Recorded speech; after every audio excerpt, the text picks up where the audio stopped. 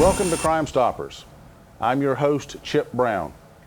Heartland Crime Stoppers is a community-based program designed to help law enforcement solve crime by setting up a system which allows the public to phone in tips anonymously and receive cash rewards for information that leads to an arrest, the recovery of stolen property, or the recovery of illegal drugs. Heartland Crime Stoppers is funded through the Florida Crime Stoppers Trust Fund and through donations from the community. Citizens and local businesses make Crime Stoppers work. On today's show, we will talk with Chief Larry Giddens, Chief of Police, Lakeland Police Department, and feature some of Polk County's most recent unsolved cases. We kick off our show today with Chief William Hope, Florida Polytechnic University Chief of Police, who has 28 years experience.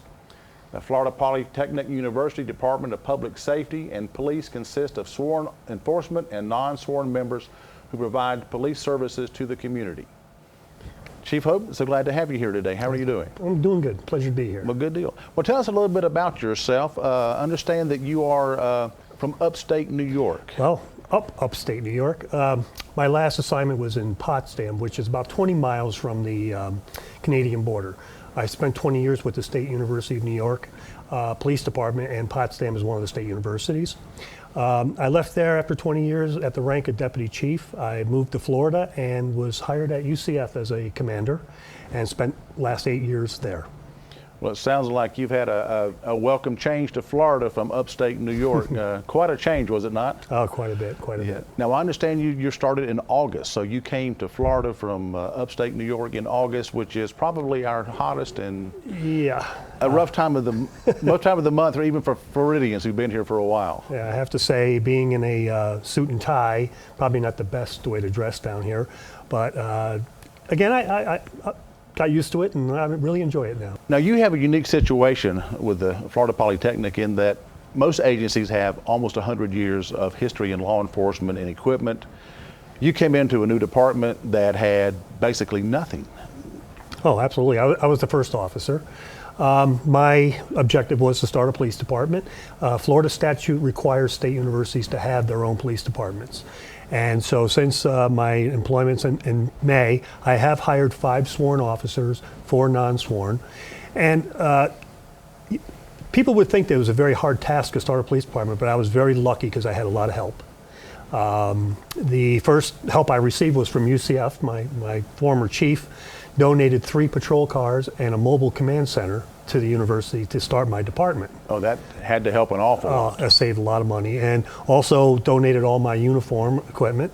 And as I started going through the process, I hired, one of my officers was from the Lakeland Police Department.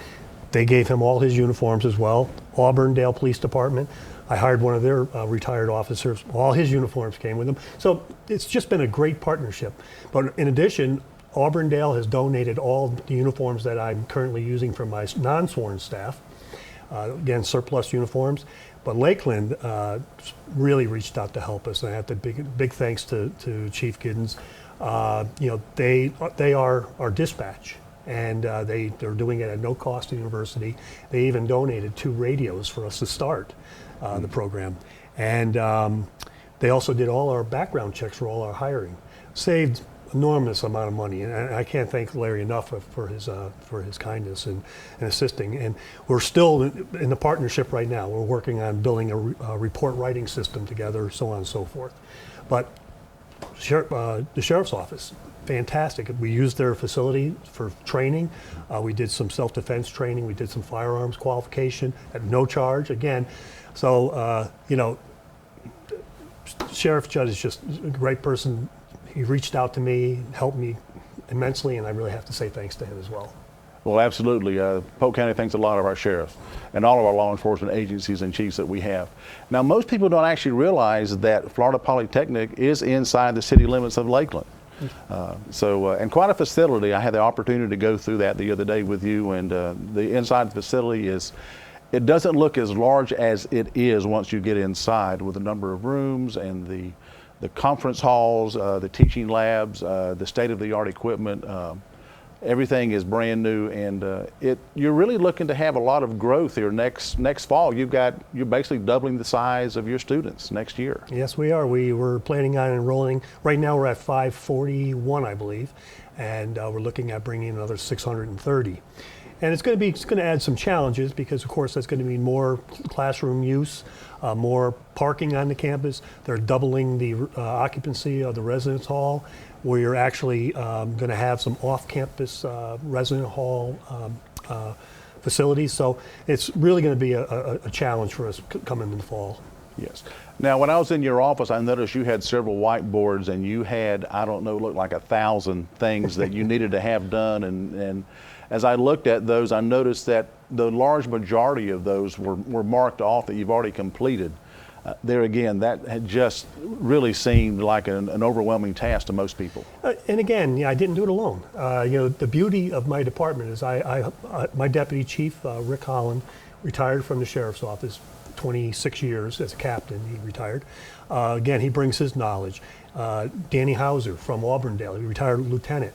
And Danny actually has been very instrumental with seeing all those red marks. He's the one that actually accomplished most of that, along with Kirby Smith, I call him. Yeah, Hershowski.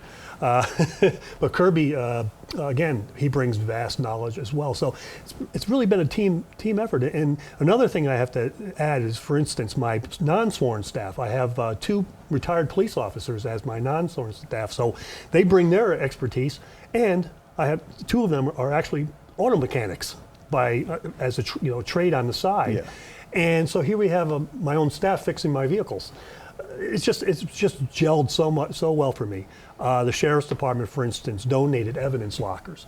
So all these things are just added up and really makes that whiteboard go away so fast. Yeah, a lot of things you really have to think about as an administrator that most people just don't even think about. Evidence lockers, where to store stuff, how to get it to court. The report writing is going to be something big. Yeah. And getting the coverage for your limited staffing at this point. And it's always a challenge, and I think no matter how big or small, for any agency. Well, again, we'll add staff as we grow. As we add students, we'll add staff. In the meantime, we have MOUs with Lakeland Police Department, with the county sheriff, and they have been more than supportive, as I mentioned earlier. And if we need backup or if we need coverage, they'll be there.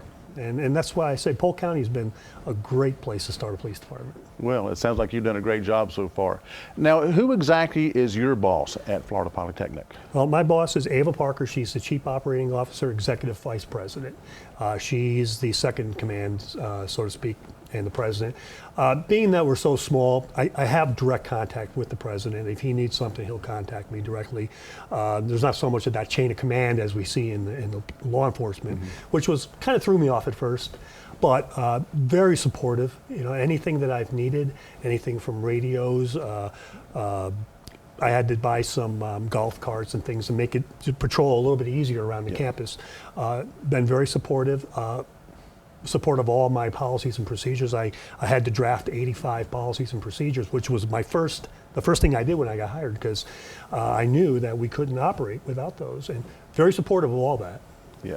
Now, your background at University of Central Florida, you actually were the accreditation manager. Yes, it was. And really had a big part in them being accredited. Yes, it was first time, and when we hired the new chief, Richard Berry, who's the president of IACP right now, again, he said, I want to be accredited, and I want it to be done in 2 years. And at the time, I was not in professional standards. I was in patrol. And shortly after that, I had a conversation with him, and he asked me, so would you be interested in going over to the professional standards side and helping out with this accreditation? And I said, I'll go over to it and make it happen, because I truly believe in it. And at some point we will be accredited. I know Lakeland's accredited. I know all of the agencies around in Polk County are accredited. Again, it's not that big a deal. All it does is make sure that your department is doing things the way it's supposed to be done, the most efficient way and the most professional way. Exactly, and it also keeps things current, because standards do change. You have to tweak them, and it's it is a big job. It's a big deal. So congratulations. Oh, thank you. I appreciate that. Yeah, UCF is a pretty big department. As you know, there are 70 officers, soon to be 90 officers. They're growing as well. They're the second largest university in the country right now. University of Central Florida. Yeah. I did not know that. Yeah. So, Behind, I believe, Ohio State or Arizona State, one of those two schools. But yeah, it's huge. Well, very good. Now, I know that it changes law enforcement on the campus side as opposed to law enforcement. And you had told me one of the ways when we talked last week about a freshman in a case. Yeah. We have just a moment or two. Can tell us about that. One of the options that university police officers have, in addition to what most of your municipal police departments, traditional police departments have, is called a student affairs referral. And basically, we have a student who breaks the law, and we really want to keep it on campus. We'll refer him to the director of student affairs. And it works, and it works because it keeps the person from having a criminal record, number one, and number two, sometimes the punishment is more severe than actually going through the court system. And I can, a story that touches my heart is when I first started in university policing, I had a call that the kid was smashing a vending machine. We had a rash of vending machine damaging, and the owner was very adamant about pressing criminal charges. Long story short, I get a call, I go to the scene, I was able to locate the student responsible for it, and when I was interviewing him, I could tell he was very upset.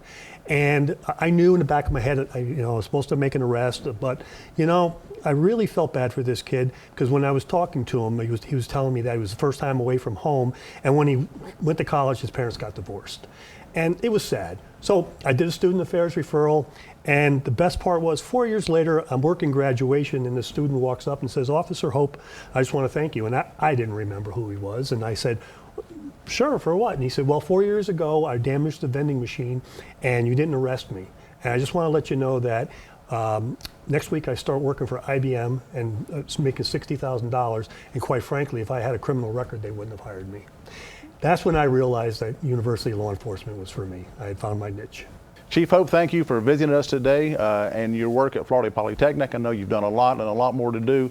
Again, thank you for coming to the studio today. My pleasure, and I hope to be working with you closely in the future.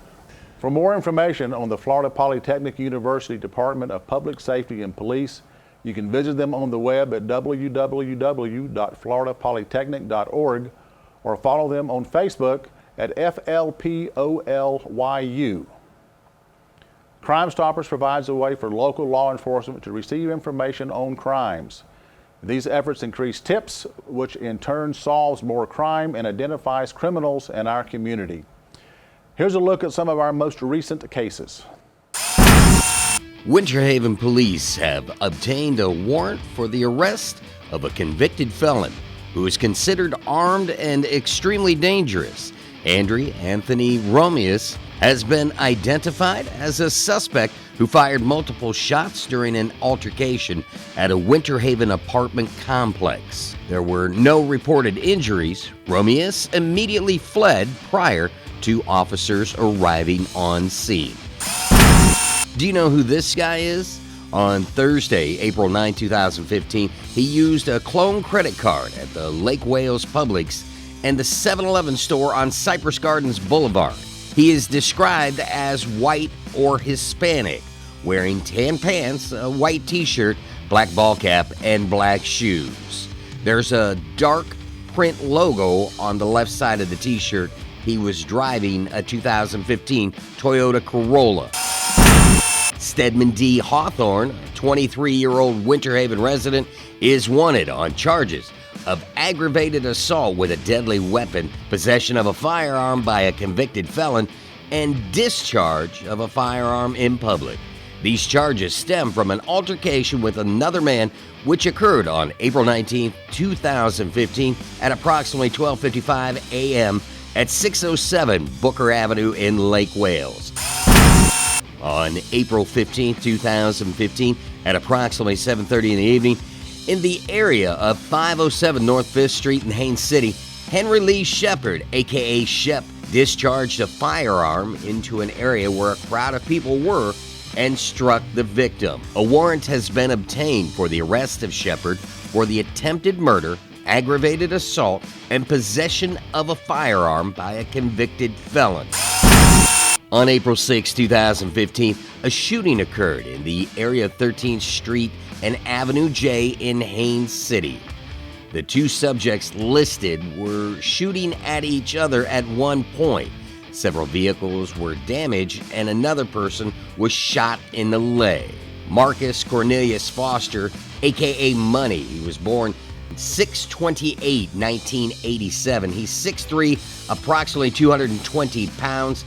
He has black hair, sometimes pulled back, sometimes with long dreads. He has a warrant for possession of a firearm by a convicted felon, discharging a firearm from a vehicle within 1,000 feet of a person. He's armed with an AK-47 assault-style rifle. Also, be on the lookout for Dexter Lamont Rhodes, a.k.a. D-Lam. His birthday is 2/15/1987. He is approximately 5'8" and weighs about 180 pounds with black hair. There's a warrant out for him for possession of a firearm by a convicted felon, and he is armed. Welcome back to Crime Stoppers. I'm your host, Chip Brown. Our next guest is a 30-plus year veteran of law enforcement. Larry Giddens, Chief of Police of the Lakeland Police Department, was named Chief in December of 2014. The police department has dedicated personnel who are committed to the philosophy of community-oriented policing. Chief Giddens, welcome you to the show today. Thank you, Chip. I'm glad to be here. Yeah, it's been a long ride for the 30 years, has it not? It has. It's been a long time since I walked into your office 30 years ago. Yeah, as we talked last week about this and over the years, because I say we have worked for so many years together. Yes, we have. Tell us about your time in Lakeland. Before you were actually with the police department. Well, I was born and raised in Lakeland. I went to attended all the Crystal Lake Elementary, Crystal Lake Junior High. Of course, I went to Lakeland High School.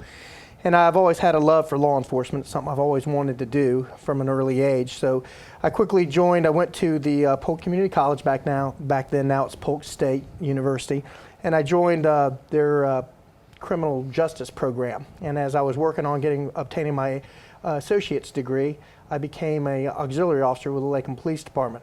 And it was kind of funny what a role you played in that, because at that point you were a sergeant on the department. I remember your badge number was 50, and you were holding down a couple different jobs, and I came in and talked with you, and you kind of pointed me in the right direction and said, hey, why don't you think about becoming an auxiliary officer? And here I am 30 years later. Yeah. Now, interestingly, before you got hired on the department, what were you doing before that? Well, while I was going to college, I worked at Wendy's and frying hamburgers, and dreaming about the day that I was going to be able to put on a emerald green uniform and become a police officer for the city of Lakeland. Yeah, well, you have to have your goals, and you have to realize that there are certain steps you have to go through, and having an honest job and working hard towards those goals is very admirable. So it's and I want the people that listening to know, sometimes flipping burgers is what you do at the time, and it leads to much greater things. It shows the perseverance and what you're able to do. Absolutely. So thank you, Larry. Thank you, sir. Now, when you came for the physical agility test, you had to do so many push-ups and so many sit-ups, stuff like that. Right. Do you remember what you asked me before we were getting ready to time you for the 12-minute run? Do you remember what it was? Yes, sir, I do. I asked you what was the fastest time. Yeah, you've really been a driven person, because as I remember, I told you what the record was, and I don't think I saw you until the last of it. I think you had just shattered the record of almost 2 miles, what it was. So I remember it was a cold day, and I think actually most of the people that ran that day got bronchitis because it was so cold.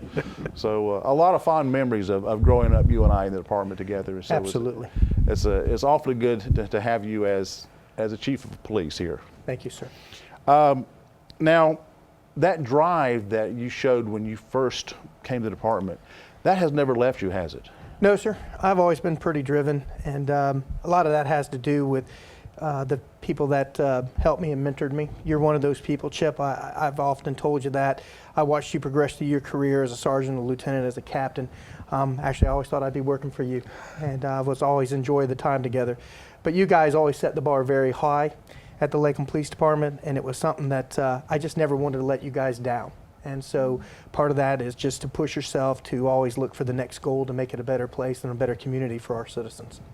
Now, you actually got your associate's degree and your 4-year degree while you were working at the police department, did you not? Yes, sir, I did. I finished my associate's degree as an auxiliary officer after getting hired full time.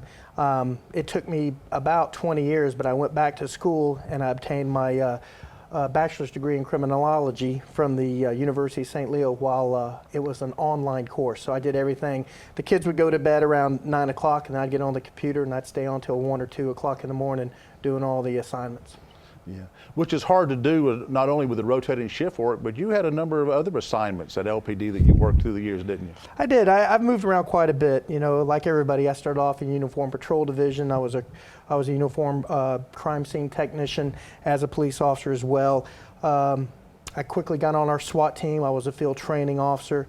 One of the biggest joys of my life was I was accepted to be a K-9 officer. I held that esteemed position within the department for 3 years with K-9 Ben.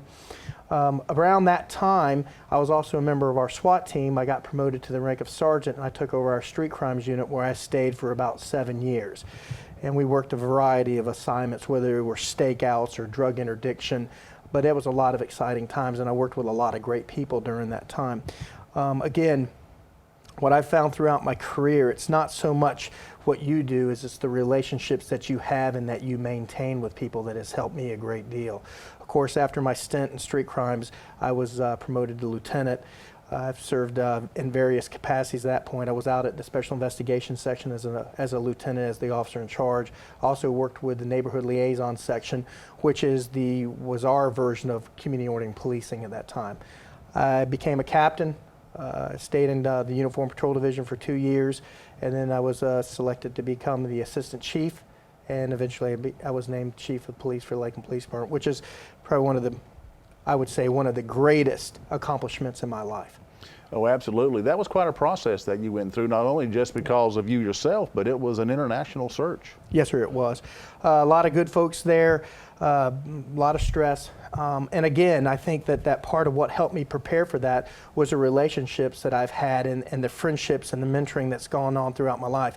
You know, I heard Charlie Bird talk about it when he got promoted to chief over in Winter Haven, which I was very proud of Charlie. But he talked about a turtle being up on top of a post, and I thought that was kind of funny.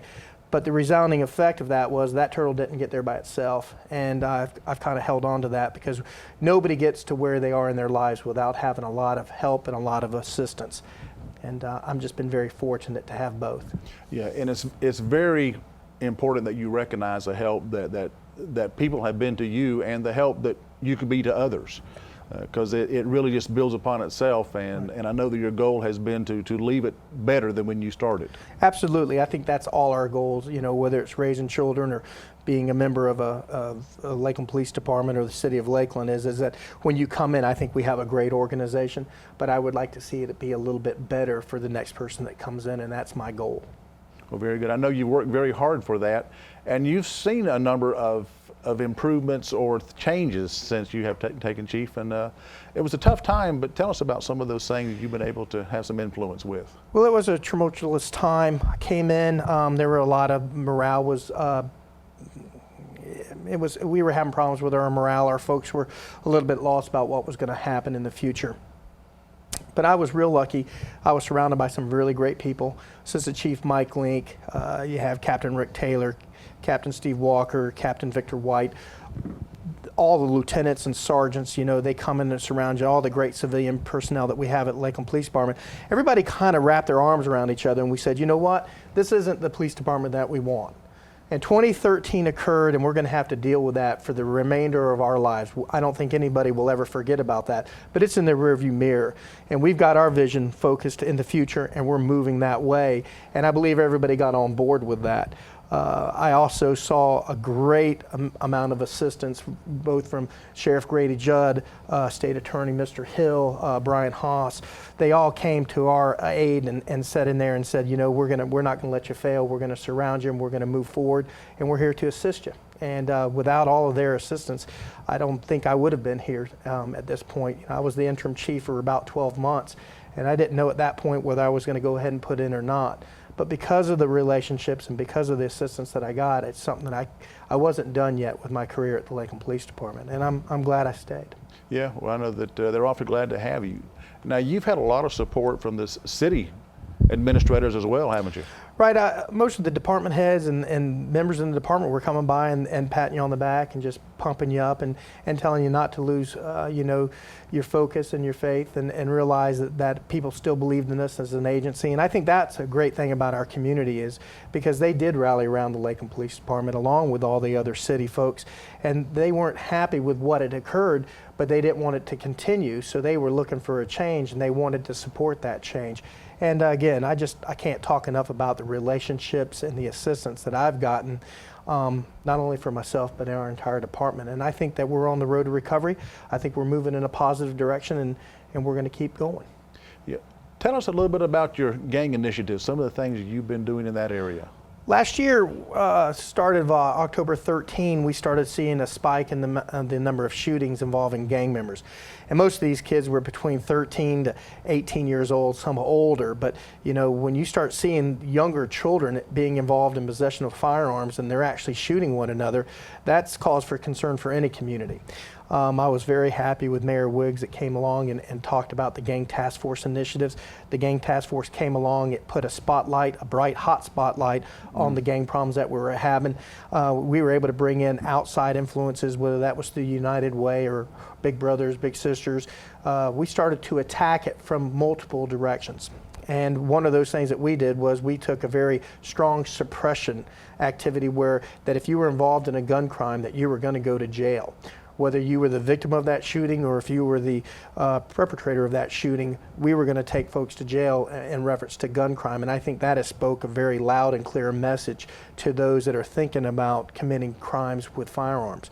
We also got a lot of assistance from different federal organizations. Homeland Security came in, we joined in with the FBI's task force as well. So we had a lot of federal partnerships.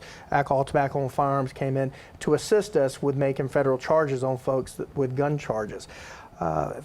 Part of that too is we reached out to the community. We started having a series of neighborhood meetings, whether that was through the Gang Task Force or through our own meetings, and we asked the community to step forward. We talked to them and we were telling them that these are their children and that they knew what was going on, and we asked for their assistance. And they did, they stepped up. We started getting a lot of tips anonymously that was leading to a lot of arrests, and that started not giving these kids the safe haven that they thought they had because they didn't know who to trust at that point. So it's been a combination of a lot of folks coming together to bear on one problem, which you need to do to help mitigate and solve a situation as large as what we were seeing. Last point that I'd like to talk about is our school resource officers. We introduced the GREAT program back, where we're targeting kids in the 4th grade to talk about gang resistance, drug resistance, and seeing that they have a better way of going, that they have a choice in life, and that there's folks out there that are going to help them and are going to prop them up so they can have a successful life and not lead one to either entering into a gang or selling narcotics. Well, Chief Giddens, thank you so much for coming today. It's been an honor to talk to you. It's been an honor to watch you develop over the years, and I'm proud to say that I was able to work with you for a couple of years there at Lakeland. Well, Chip, I can't thank you enough for everything you've meant to me. Thank you very much, sir. Thank you, Chief. For more information on the Lakeland Police Department, you can go to www.lakelandgov.net or join them on social media at facebook.com/LakelandPD. That's going to do it for this edition of Crime Stoppers. Keep in mind that Heartland Crime Stoppers is an organization that helps law enforcement solve crimes through anonymous tips and monetary rewards. It encourages a cooperative partnership between law enforcement, the media, and the community to ensure security and enhance our quality of life within Polk County. For more information, you can check us out at the web at Heartland Crime Stoppers or follow us at Facebook, Heartland Crime Stoppers Florida. Until next time, keep in mind, it's a crime and you can make sure they don't get away with it.